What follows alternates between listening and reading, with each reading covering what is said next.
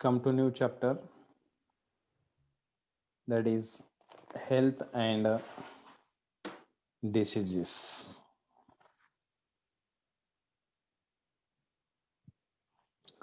अब हेल्थ का मीनिंग क्या है? देखो, हेल्थ किससे बोलते हैं और डिसीज किससे बोलते हैं, दोनों का मीनिंग क्या है?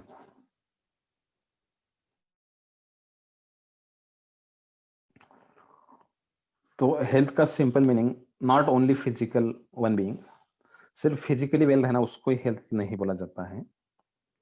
तो हेल्थ की जो डेफिनेशन है वो वर्ल्ड हेल्थ ऑर्गेनाइजेशन ने दी हुई है, और वो हेल्थ का मीनिंग है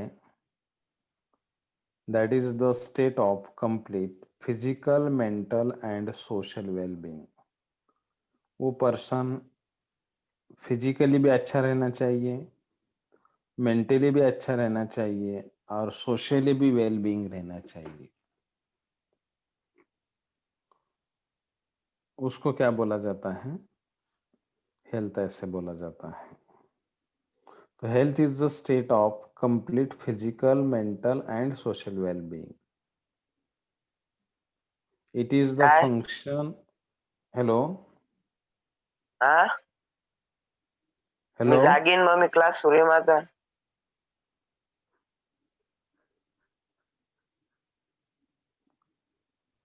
वेदांत माइक ऑन.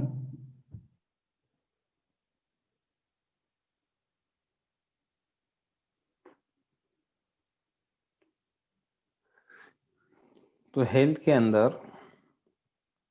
फंक्शनल और metabolic efficiency of living being दोनों अच्छे रहना चाहिए। फंक्शनल बोले तो या मेटाबॉलिक बोले तो that is anabolic plus catabolic conditions अच्छे रहना चाहिए। अब to maintain the well health कुछ बेसिक फैक्टर्स रिक्वायर्ड रहते हैं, जिसमें आता है balanced diet, personal hygiene and regular exercise contributes to the good health. Personal hygiene रहनी चाहिए,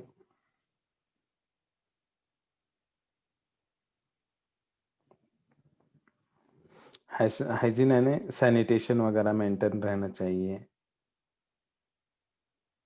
डाइट अच्छा रहना चाहिए, बैलेंस्ड रहना चाहिए, यानी उसके अंदर सभी प्रोटीन्स, विटामिन्स, कार्बोहाइड्रेट तो रहना ही चाहिए, मिनरल्स एक स्पेसिफिक अमाउंट में रहना चाहिए।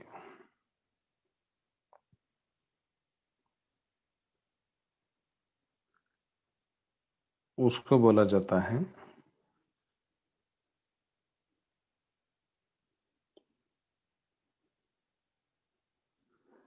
बैलेंस्ड। वो पर्सन में हेल्थ मेंटेन करने के लिए वो रिक्वायर्ड रहते हैं। अपार्ट फ्रॉम दिस, उसके साथ में ही awareness about the diseases and immunisation also suffer the health, यानी डिसीज से फ्री रहना चाहिए बॉडी, और डिसीजेस के बारे में अवेयरनेस रहना चाहिए। या इम्यूनाइजेशन, इम्यूनाइजेशन बोले तो अपना जो रेजिस्टेंस पावर रहता है वो रेजिस्टेंस पावर स्ट्रांग रहना चाहिए। अब डिसीजेस, डिसीज किसे बोला जाता है? डिस एंड एज, उसको डिसीज बोला जाता है। एज बोले तो कंफर्ट, डिस बोले तो नॉट कंफर्ट, ऐसे डिसीज का मीनिंग है। यानी जहां पर कंफर्टनेस नहीं रहता है उसको क्या बोला जाता है? डिसीज बोला जाता है।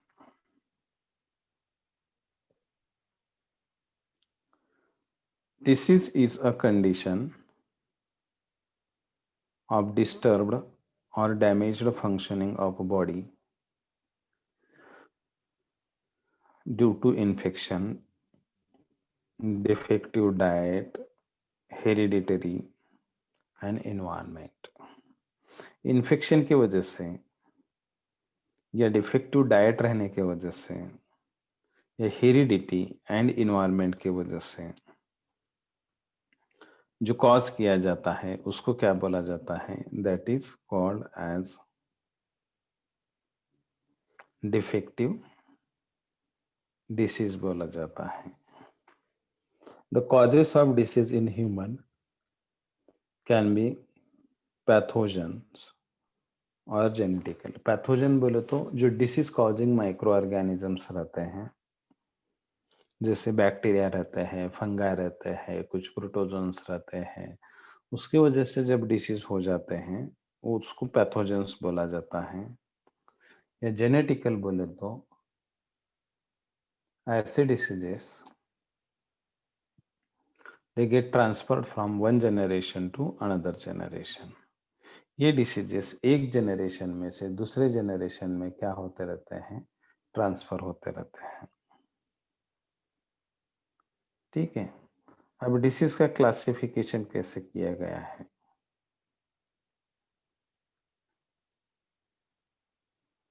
अब diseases are classified into 3 types. Communicable diseases. Communicable बोले तो एक से दूसरे की तरफ जो ट्रांसफर हो जाते हैं, ऐसे डिसीजेस को कम्युनिकेबल डिसीजेस बोला जाता है.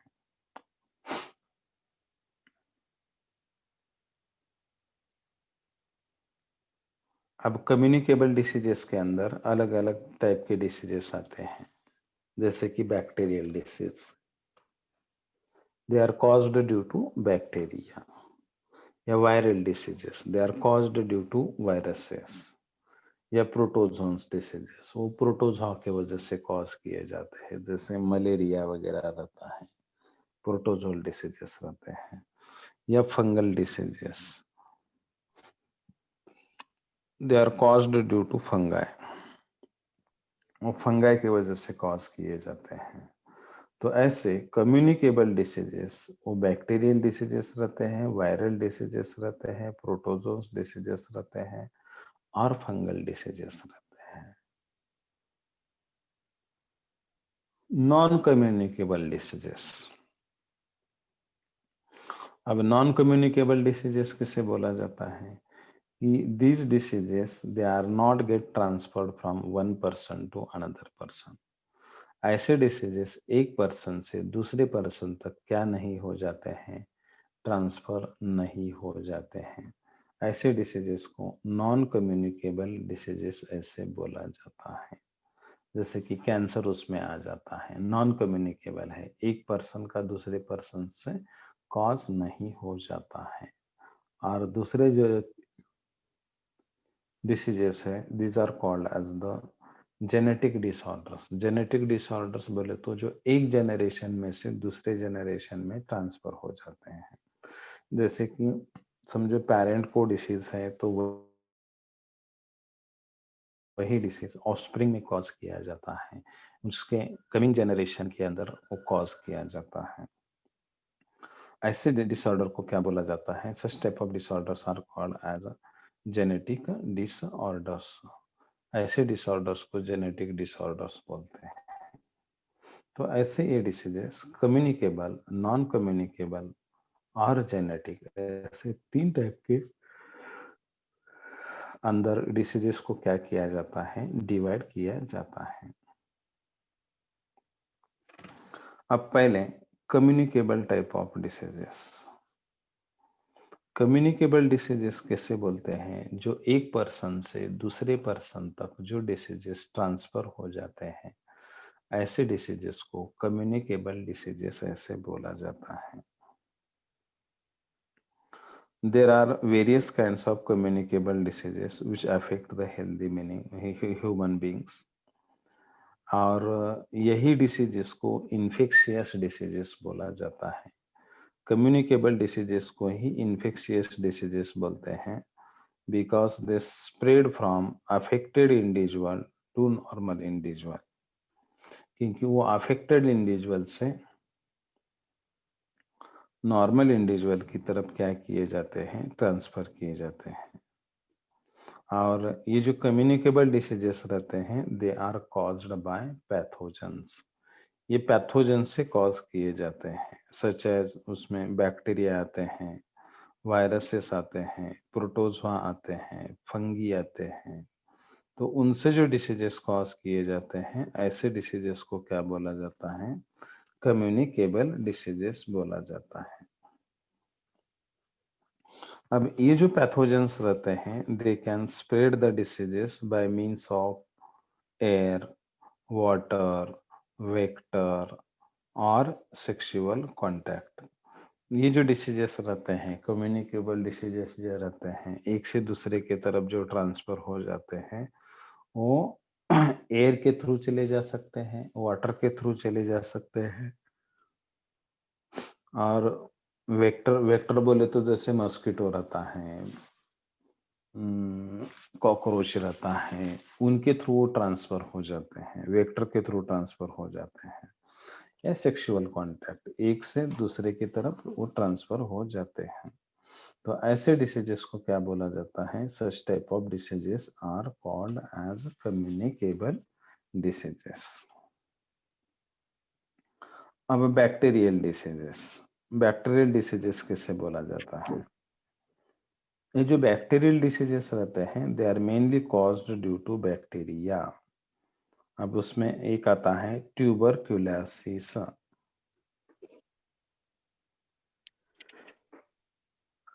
ट्यूबरक्यूलोसिस है ना, जिसको सिंपली हम टीबी ऐसे बोलते हैं, ट्यूबरक्यूलोसिस या टीबी बोलते हैं। अब ये जो ट्यूबरक्यूलोसिस है, it is mainly caused by Mycobacterium tuberculosis, या माइकोबैक्टीरियम ट्यूबरक्यूली नाम की बैक्टीरियम रहती है। एक ग्राम पॉजिटिव नाम की बैक्टीरियम रहती है। बैक्टीरिया में दो टाइप रहते हैं, ग्राम पॉजिटिव और ग्राम नेगेटिव। जब इसमें माइकोबैक्टीरियम ट्यूबरक्यूली, अब ये कैसे स्प्रेड हो जाता है, तो एक पर्सन से दूसरे पर्सन के तरफ, तो that is through the coughing, sneezing, talking,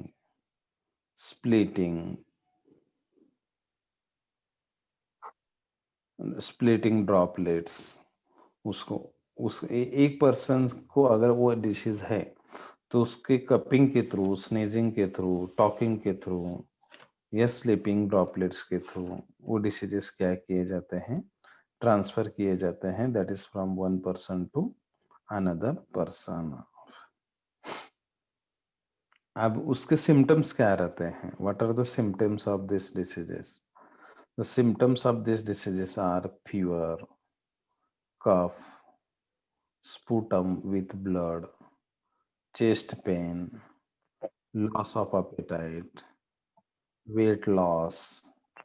ये जो डिसीजेस रहते हैं, ये ट्यूबरक्यूलोसिस के डिसीजेस रहते हैं। It can be prevented by immunization that includes BCG, Bacillus calmette गौरिन, उसको BCG बोला जाता है। Vaccine, isolation of patient and sanitization etcetera, sanitation, ये उसके प्रिवेंटिव मेथड्स रहते हैं। Then antibiotics such as rifamycin and isoniazid, ये जो एंटीबायोटिक रहते हैं, ये उसके अगेंस्ट यूटिलाइज किए जाते हैं, तो उसको ट्यूबरक्यूलोसिस बोला जाता है। डिप्थेरिया, डिप्थेरिया किसके वजह से हो जाता है, तो it is caused by corynebacterium diphtheriae, gram positive bacterium रहते हैं AB, उसका जो इन्फेक्शन हो जाता है, that is through the droplet. Droplet बोले तो वही आ गया, कफिंग स्नीजिंग के थ्रू आ गया, और उसमें स्लाइट फीवर रहता है, and oozing of semi-solid material in throat.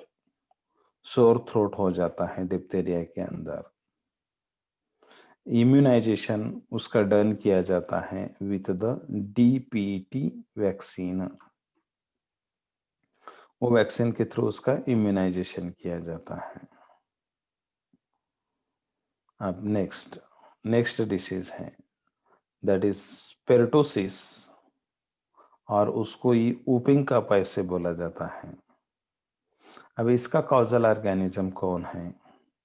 Causal organism बोले तो जिसके वजह से ये डिसीज कॉज किया जाता है is caused by Bacillus pertussis